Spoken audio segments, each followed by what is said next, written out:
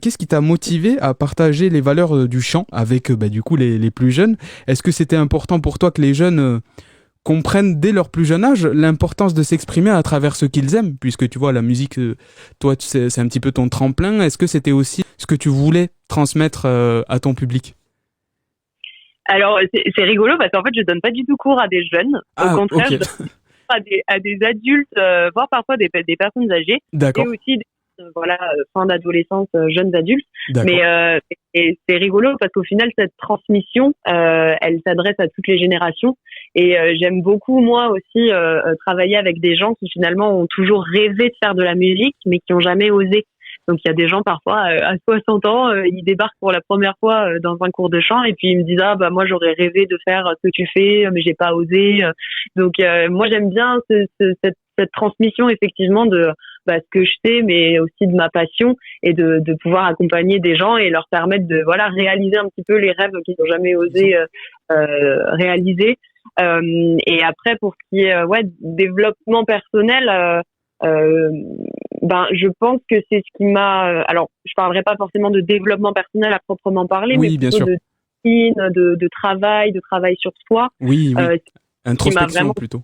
Voilà. Et puis de discipline aussi, je pense que c'est une notion très très importante dans le milieu artistique, parce que je pense que c'est ça qui m'a vraiment sauvé la vie, parce que moi j'ai toujours été attirée par les milieux artistiques, mais c'est quelque chose en même temps qui était très très très angoissant parce que je voyais pas du tout comment j'allais pouvoir vivre, avoir un salaire et faire une carrière de quelque chose qui me paraissait tellement abstrait en fait. J'aimais bien la danse, j'aimais bien la musique, j'aimais bien l'écriture, mais je savais pas trop où est-ce Trop. que j'allais Eh faire oui. ça. T'avais pas Et encore les tenants et les aboutissants. en fait, c'est ça, c'est vraiment une construction qui s'est pas faite du jour au lendemain. Moi, je savais pas où j'allais en fait. Je me Bien suis sûr. pas fait le matin en me disant ah bah je vais être chanteuse.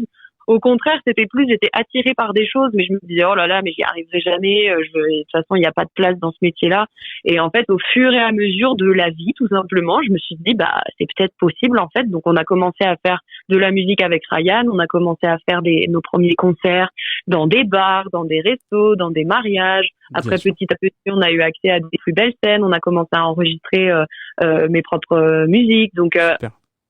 ça s'est construit alors que j'avais pas forcément prévu tout ça à la base. Et puis D'accord. après, quand je me suis tournée aussi vers l'enseignement, que pour le coup, je dissocie complètement pour moi la personne Blue Jay sur scène. Et puis finalement, il y a des ponts qui se font entre ces deux métiers-là. Et l'enseignement, c'est complètement un autre métier. Pour moi, c'est pas parce qu'on est chanteur qu'on peut être un bon prof. C'est deux choses complètement Oui, différentes. tout à fait. Et ce côté enseignement, il me plaît énormément aussi parce que ça permet de transmettre, ça permet d'avoir un contact avec les gens. Les gens, ils nous font confiance. Ils arrivent aussi avec plein de peur, plein d'angoisse. Et puis, on est là aussi pour les rassurer, pour les aider à se dépasser. Tout Donc, à fait. c'est des vagues de dépassement de soi, de travail, de confiance en soi que j'aime beaucoup, beaucoup défendre et que j'aime beaucoup transmettre.